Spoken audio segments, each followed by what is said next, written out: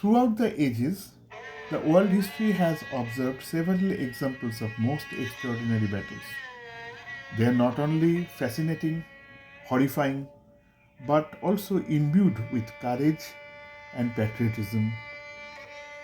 In the 480 BC, in the Battle of Thermopylae, the Spartan king Leonidas had fought against a vast army of the Persian emperor Xerxes. King Leonidas and his 300 comrades had successfully resisted the gigantic force of the Persian emperor and sacrificed their life for their national cause. Here I am going to tell a very similar fascinating story happened during the 17th century in the Mughal India. In 1659 AD, Shivaji captured Panhala fort after defeating and killing the famous Bijapur general Afzal Khan. In the next year, 1660, the Bijapur Sultan Adil II sent a vast force of approximately 1 lakh of soldiers under his famous Ethiopian general Siddi Johor and his son-in-law Siddi Masud to recapture the Panhala from Shivaji. Shivaji also sent his famous general Netaji Palkar to break the siege of Panhala. But Netaji Palkar was unable to break the siege and was comprehensively defeated and had to return to Panhala again. In that time, Shivaji was also besieged in the Panhala fort. The siege was continued for 5 long months.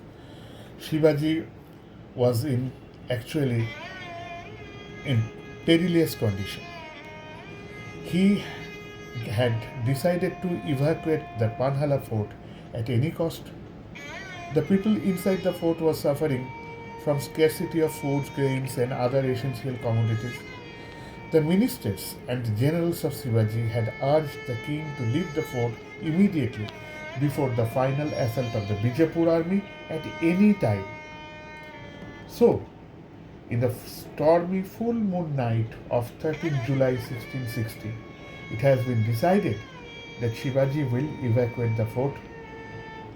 The fort commandant, Baji Prabhu Deshpande, a very trusted general and a famous warrior, took the entire responsibility to give a safe passage to his master.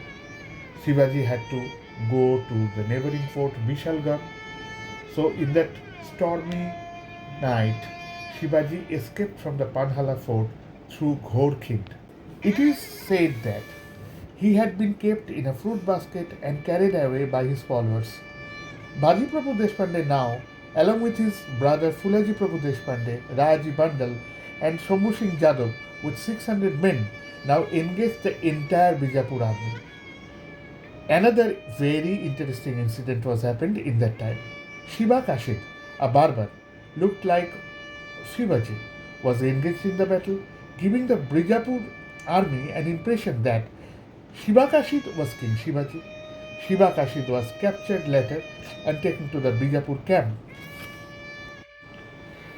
Later it was discovered that this captured man was not Shivaji. So Bijapur army was totally befooled by arresting the false Shivaji. Now Shiva Kashid was immediately put to death. Siddi Masud, in a fit of rage, attacked with a large forces to prevent the Shivaji's escape. In that time, Baji Prabhu Deshpande with his 600 followers played a heroic rearguard action against this mighty Bijapur attack.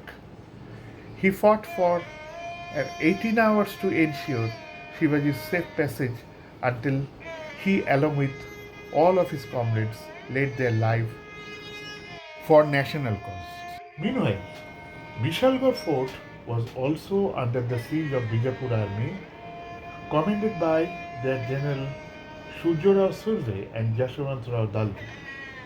Shivaji and his 300 soldiers made their way after defeating them. After entering the fort, Shivaji fired 3 cannon volleys, signaling their safe entry into the fort. But the Panhala fort was lost to Bijapur, and its entire inhabitants were killed. Baji Prabhu Deshpande got his martyrdom with his comrades for his master and the nascent Maratha independent state. Later, it was reoccupied by Shivaji in 1663 AD. The place of Gorkhind was renamed by Shivaji as Pavan Khind, means holy pass, in the memory of Baji Prabhu Deshpande. The Battle of Pavan Khind is an epitome of courage, patriotism, and dedication. We, the people of India, salute Baji Prabhu Deshpande forever what he did for his nation.